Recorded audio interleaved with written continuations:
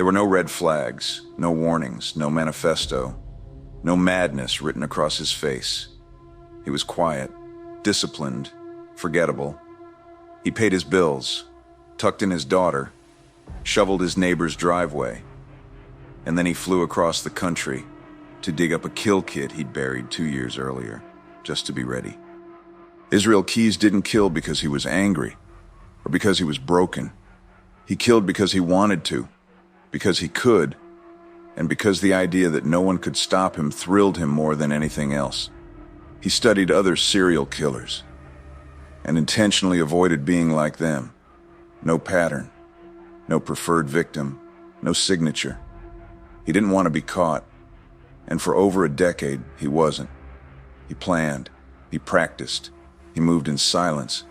He buried kill kits across the country, waited years, then returned to choose someone, anyone, just to complete the ritual. He wasn't driven by delusion. He didn't claim to be chosen. He didn't act in the name of anything. He believed in nothing, and that made him more dangerous than all the rest. This is not a story about rage or even about compulsion. This is a story about power. Because Israel Keyes didn't hunt out of desperation. He hunted because he liked the silence that followed. This is the mind of a killer. And this time, we are staring into a void that smiled back. Israel Keyes was born on January 7, 1978 in Cove, Utah, but his story doesn't begin in a hospital room or a bustling city. It begins in silence, wilderness, disconnection.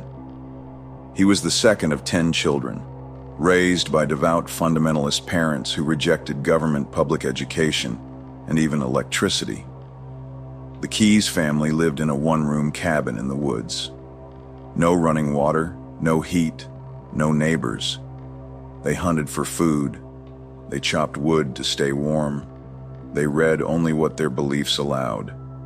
There were no birthday parties, no play dates, no television, just scripture, survival, and solitude. As Israel grew older, the isolation deepened. The family moved to rural Washington, even farther from society. There they joined a church tied to white supremacist theology, a fringe, extremist offshoot cloaked in righteousness. And yet, something in Israel didn't quite fit. He was intelligent, observant. He read more than he was supposed to. He began to pull away from the faith that shaped his world.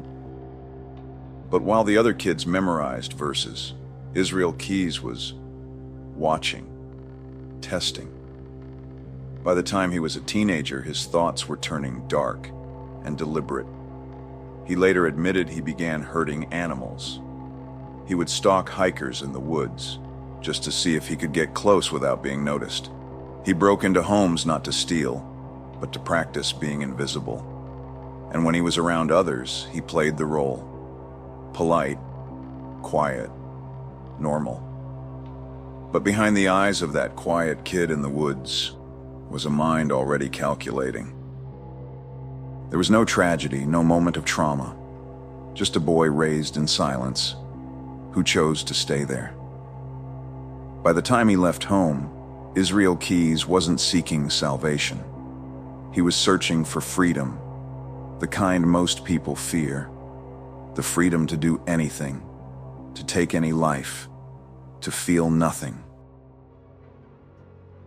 In 1998, Israel Keyes did something unexpected.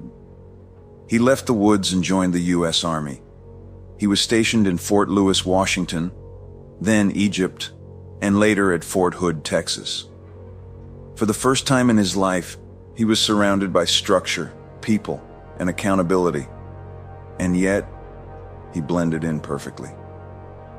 Fellow soldiers described him as quiet but reliable. He kept to himself, didn't drink heavily, didn't get into fights. He was a good shot, disciplined, respectful, boring even. He worked as a specialist in the 1st Battalion, 5th Infantry Regiment. No outbursts, no complaints, no signs. But later, Keyes would admit that during those years, he was already fantasizing about murder. He trained his body, he studied human behavior, he experimented with alcohol, narcotics, and pornography, but not like others did. He used them to test his limits, to understand control, and to keep himself hidden. He didn't lash out. He didn't make mistakes. He planned. And when he left the military in 2001, he didn't return to society the way most soldiers do. He disappeared into it. He had no criminal record, no known enemies, no obvious motive. He settled in the Pacific Northwest, worked as a handyman, started a family, smiled at neighbors. But beneath the surface, he was already crafting a life of deception. He was preparing to create his own code of violence, one that no profiler had ever seen before. Because Israel Keyes didn't want attention, he wanted freedom, to move through the world like a ghost. And the skills he gained from the military, they weren't left behind. They were weaponized. Most killers act on impulse, emotion, obsession. Israel Keyes didn't. He acted on strategy. Years before he ever chose a victim, he was already preparing, digging, hiding, waiting. Across the United States, in fields, forests, and abandoned buildings, Keyes buried kill kits. Metal buckets filled with everything he would need: zip ties, guns, ammunition, rope, Drano, cash, shovels, plastic sheeting, and duct tape. He often planted these kits years in advance, in places he had no immediate plans to visit. Then he would fly across the country, rent a car, drive thousands of miles, retrieve one of his stashed kits, and begin hunting. Not for a specific person, not for revenge. Just someone, anyone, as long as they weren't connected to him. That was the rule. He didn't want to get caught. He wanted to keep going. He avoided high-profile victims. He chose homes without dogs. He monitored the news to make sure his killings stayed off the radar. He destroyed cell phones, dumped clothing, erased tracks. He studied true crime so he could avoid becoming part of it. And when it was done, he would fly back home, return to his daughter, return to his job, return to being the neighbor who offered to help fix your fence. No trophies, no messages to the media, just silence and another kill kit, waiting. He once said, "I would find a remote area and bury a cache, then go back years later." That wasn't his weakness. That was his design. Because Israel Keyes didn't kill for pleasure. He killed for control. For years, Israel Keyes operated in total silence. No headlines, no signatures, no one connecting the dots. He was the rarest kind of predator. The one you don't know exists until he's already gone. He later confessed to at least 11 murders, but the truth is, the real number may never be known. He never gave full names. He didn't know who some of them were, and often neither did the police. He targeted people at random: a couple on a remote hiking trail, a woman closing up a coffee shop, a homeowner asleep in bed. They had nothing in common, and that was the point. He didn't want a pattern. He didn't want to be profiled. He called it working smart. Bill and Lorraine Currier, a couple from Vermont, were abducted in 2011. They didn't know Keyes. They had no enemies, but they lived near one of his buried kill kits. He broke into their home, tied them up, took them to an abandoned farmhouse, and ended their lives. Afterward, he destroyed the house, burned their belongings, buried their remains in separate places. He left no physical evidence, no traceable connections, just a void. as if they had vanished into the air. And that wasn't unusual for him. He once said, "There's no one who knows me, or who has ever known me, who knows anything about me, really. They're going to tell stories about me when I'm gone, but they're not going to know the truth." That was his obsession. Not violence, not infamy, secrecy. He killed in Alaska, Vermont, New York, Washington, and more. He used fake identities. He paid in cash. He never killed close to home, and he never spoke until he was caught. When asked why he finally admitted to anything, he said, "I just got tired of doing it." For over a decade, Israel Keyes slipped in and out of cities like smoke. But in February 2012, he made a single mistake. He broke his rule. He abducted Samantha Koenig, an 18-year-old barista in Anchorage, Alaska. But unlike his usual targets, chosen far from home, Samantha lived in his city. Too close, too personal. Keyes forced her from her coffee stand at closing time. Security footage caught her looking terrified, then suddenly walking away with him. No one knew why. The next day, her boyfriend received a text from her phone. Then came a ransom note accompanied by a photo.